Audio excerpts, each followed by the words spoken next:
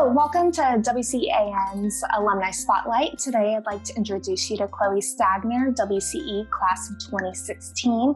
She owns an independent flower shop and design company in Houston Heights, known for their mobile flower truck.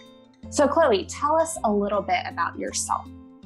Hi, well, I am originally from New Mexico, and growing up, I always knew I wanted to start some kind of business.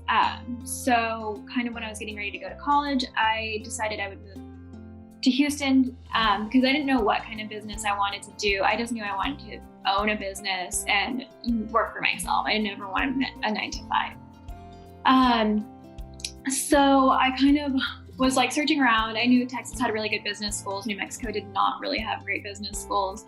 And my grandfather lived here at the time. So I moved here in 2011 and found out about WCE and just kind of knew that that's what I wanted to do. It only made sense if I wanted to start businesses, I should get a degree in entrepreneurship, and this was kind of the best one. And so I kind of made that like my mission for college was to go to U of H, get into WCE, and then start some kind of business. I had no idea what at the time. So what was your experience like in Wolff Center? It was, I would say, pretty life-changing. I definitely learned a lot. And I would say I didn't have like the typical college experience. When my friends and I get together, we talk about college, I was not doing any of the same things that they were doing. It was very, very enlightening. I think it really tested my limits on how far I could push myself, and I learned a lot about myself, not just about how to start businesses, but also like how to work with people, how to deal with conflict, how to face problems that you have no idea what you're doing, and then just figure out how to get through them. And that really, I don't think I would be where I am if I hadn't had that experience. I don't think I would have started a business. I think I would probably be in the 9 to 5 world if I hadn't been through WCE. Awesome. So tell us a little bit about the shift outside of Wolff Center. What happened after you graduated? I would say, so I took an extra semester. I was finishing out a finance minor. And so I graduated a semester later than everyone else. Well, some people graduated at the same time, but the transition out, that last semester was really tough because just getting out of like the WCE bubble and getting back into like the regular school was really kind of like, it was very hard for me to be enthusiastic about it. And I was very much a very enthusiastic student. So kind of transitioning out, it was definitely a shift because by the time I graduated, I knew I didn't want to get a job. So I kind of was half-heartedly looking for jobs. I'm like, this doesn't make sense. My degree is in entrepreneurship, and trying to figure out like where, if I was going to start a business, what kind of business would it be? How would I start it? I was finishing school, so I didn't have any funding. And I would say that the actual transition out of college and WCE into the working world was pretty tough for me. Just kind of having to figure things out without like all of my classmates and without like the structure, without all of that. It was pretty tough. It took me a little while to figure out what I wanted to do. Kind of as I was actually graduating, I kind of figured it out, but was still kind of struggling to sort of mold my idea around it. I would say that the actual like shift experience was pretty similar to a lot of friends I had who graduated at the same time and went into the working world. I think everyone kind of went through this after college shift into the real world where it was very, oh no, what do we do now? This isn't how I thought it would be. But I mean, I think that kind of weird shift only lasted about a year. And then after that, I started my business, and it's kind of been full throttle since then. So how did you get into the flower industry? Well, so one of my favorite things to do is to just talk business, just brainstorm, advise friends who are wanting to start things. That's kind of like my bread and butter. It's my favorite thing to do. And I had a friend who was really into floral arranging kind of as a hobby. And right around the time I was graduating, she wanted to do kind of like a full delivery service. This was kind of when, like, if you're familiar with the floral industry, floral arrangements and hat boxes started to be a big trend and still is. And she wanted to start this like hat box floral company. And I was getting ready to graduate, so I was helping her, go through all the researching competition. And then right as I was kind of graduating and like, oh, I don't want to get a job, that sounds awful to me, I pitched her. I was like, would you want to be partners in this? Like, I can kind of help you with the business side. You know how to do floral arranging. I don't know how to do that. When we started working together, she kind of wanted to be more of like a hobbyist, and that, like, I wanted to build a big business, get it as big as I can get it, and really see where I can take it. And so I ended up leaving that company with her and starting my own. I had known at this point that I wanted like a flower truck. I wanted like a more organic feel, whereas she was very tightly arranged arrangements. I knew I wanted a flower bar where things are sold by the stem. People can get creative on their own and they can create their own arrangements. And I already had the idea for the flower truck. My family, they always did a lot of like food trucks. They remodeled a lot of RVs.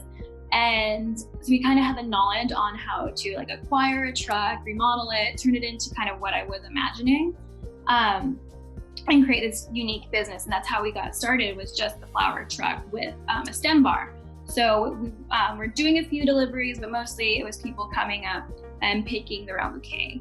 And then along the way, I kind of had to like self-educate in floral design, because that wasn't where I was coming from. I was coming from the business side, but just having a little bit more of a free-form business, allowing like my customers to sort of dictate what the interests are, what the designs would be, really helped me to kind of figure it out as I went along.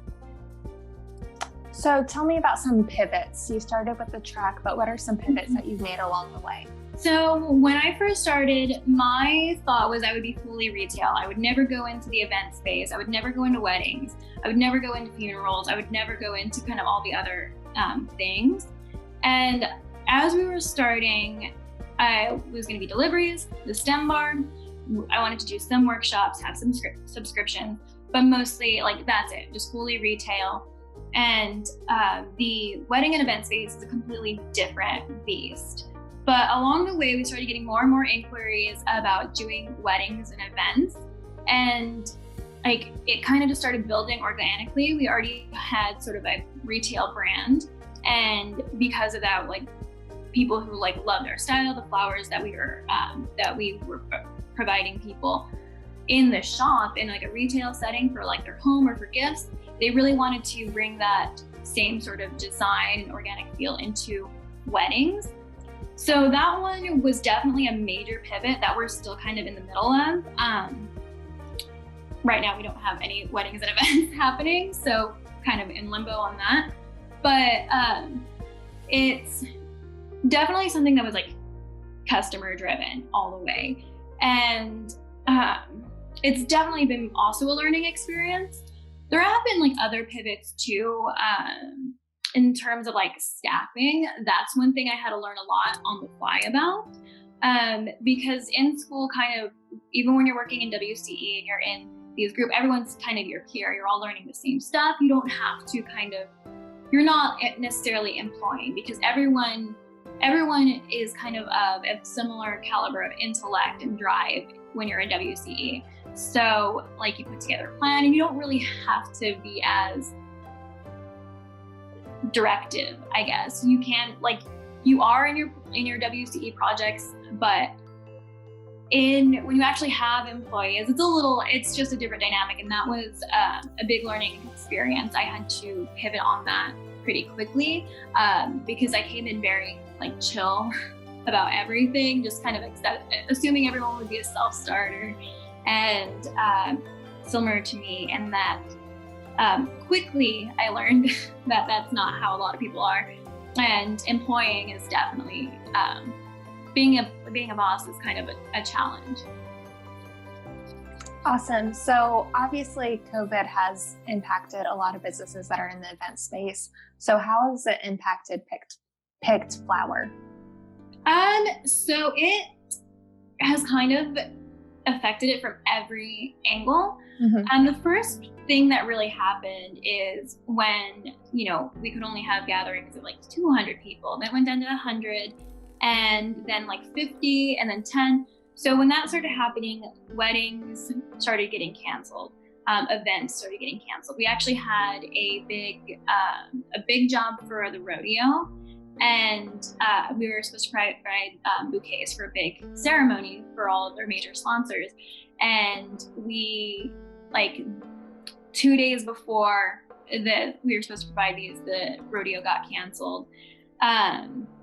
A restaurant here in the Heights was opening, and they wanted to have a flower truck out and do this big job, and that got canceled, and every wedding kind of got canceled. So that was kind of the first big shock to us, was these big events getting canceled. We still had our retail business and our delivery, which actually started really picking up when when all of the coronavirus stuff started happening. And then the second thing that happened is our supplier shut down, our main distributor and supplier shut down, because most of their clients are wedding and event florists. And they only have a handful of retail ones. So our supply line kind of got shut down. And a lot of flowers that were being imported from Europe and other parts of the world, those supply lines got shut down.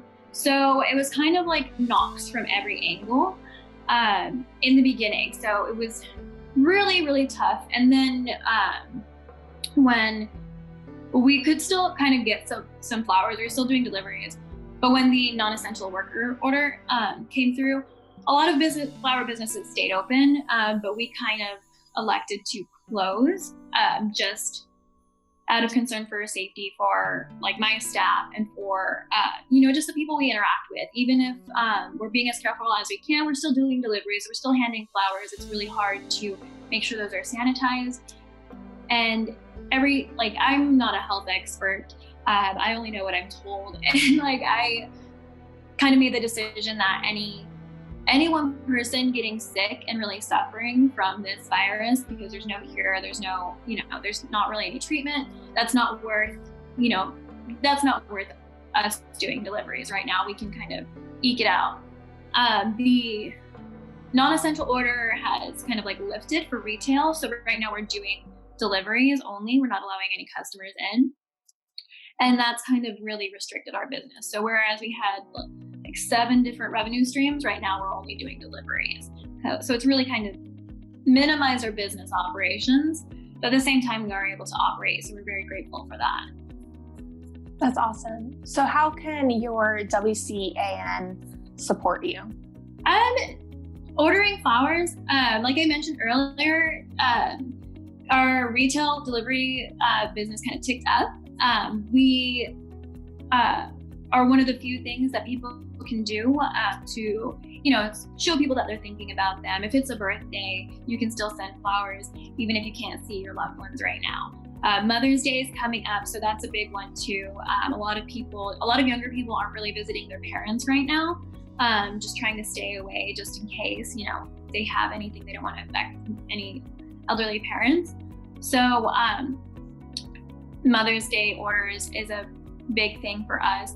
Just kind of, spreading the word too. That's always a big thing whenever, everything opens up and we can have weddings again. Just kind of telling people, hey, this is someone from my alumni group. They have a flower business. If you're getting married, maybe think about them. Just kind of, word of mouth, and then sending flowers to loved ones that you might be thinking about. Yeah. Awesome. So give us your pitch for Picked Flower Co. So Picked Flower Company, we call ourselves a full service flower company. We do everything pretty much under the sun and then some. We offer our flower truck is what we're most known for. We travel around, do pop-up flower bars where you can pick stem by stem. Everything's priced individually. And in our shop, we have the same concept. So while we do have some arrangements available, you can also pick by a stem and get exactly what you want. And that's kind of our whole thing, is everything should be what you want. We are, like I said, we do everything under the sun. We offer workshops on how to do flower arranging, flower crown making. We do weddings and events, the smallest weddings from elopements all the way up to giant weddings. We're completely full service. We have an a la carte menu. So for brides on a budget, they can just go online and they can shop through, their bouquets, their bridesmaids bouquets, toss bouquets. If they want petals or garland, they can kind of make that their own. And then we do full service custom weddings and events where we can completely make your flower dreams come true. Wow. So what's your biggest lesson that you've learned from WCE?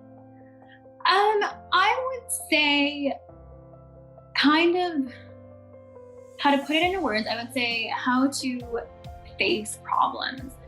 Kind of what you go through a lot in WCE is a lot of different situations that are completely new to you.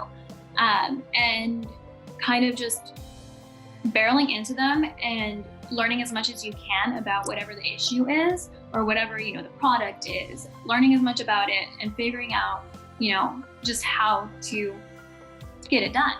I don't know if there's really a concise way to say that, but there's just so many instances that I think back on from, from Wolff Fest to IP projects where all of this stuff, I had no idea how to do any of it going into it. And you just ask a million questions, you research as much as you can, you try, you fail, and you do it again. And that sort of resilience and work ethic, I think, is the biggest takeaway I got from WCE. Awesome.